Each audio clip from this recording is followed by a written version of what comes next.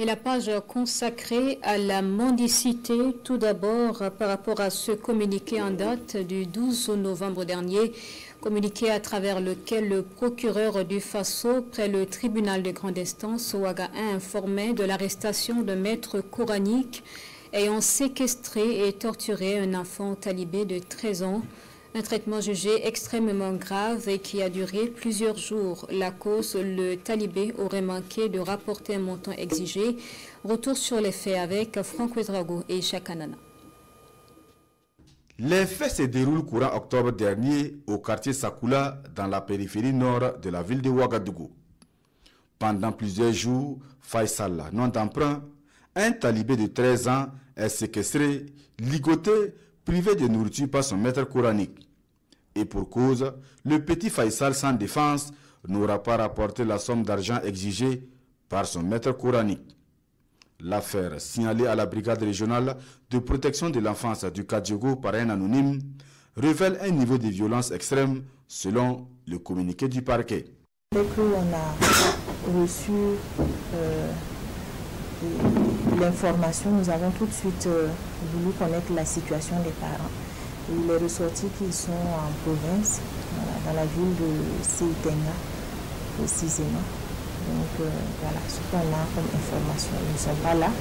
Et ce sont des personnes qui ont confié leur enfant justement à ce maître coranique-là afin de lui prodiguer, c'est-à-dire prodiguer à l'enfant l'enseignement coranique afin de qu'on se retrouve dans cette situation.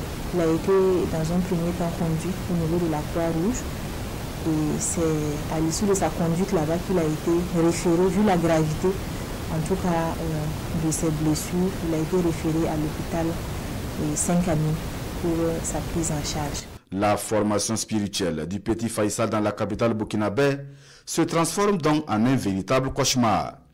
Pour l'heure, il poursuit ses soins à l'hôpital Saint-Camille de Ouagadougou et son état est jugé stable. Le cas du petit Faisal n'est pas un cas isolé, une situation qui devrait alerter plus d'un. Les enfants, ce sont des êtres fragiles, ce sont nos enfants, il faut les protéger. Voilà. Aucun mobile, aucune justification ne peut être en tout cas avancé pour infliger des services corporels ou des traitements inhumains en tout cas aux enfants. Et du point de vue juridique, la loi a encadré justement toutes ces actions parce que même le fait de confier l'enfant justement à des maîtres coraniques, le fait de confier l'enfant à des personnes en vue justement, entre autres, de se livrer à des faits de mendicité, ce sont des faits qui sont réprimés. Non seulement celui qui envoie l'enfant mendier, le parent lui-même qui confie l'enfant au fin de cette activité, il est passible également de sanctions. Une infraction sévèrement punie par le code pénal, insiste le substitut du procureur près le tribunal de grande instance Ouaga 1.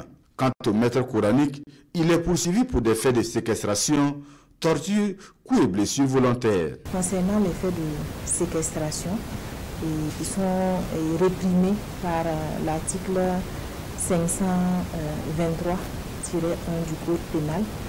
Il y a des sanctions, autant des peines d'emprisonnement, d'amende qui sont prévues. Et ces peines-là vont de 5 ans à 10 ans d'emprisonnement. Et pour l'amende, il y a 500 000 à 1 million de francs CFA que la personne en tout cas encourt comme sanction.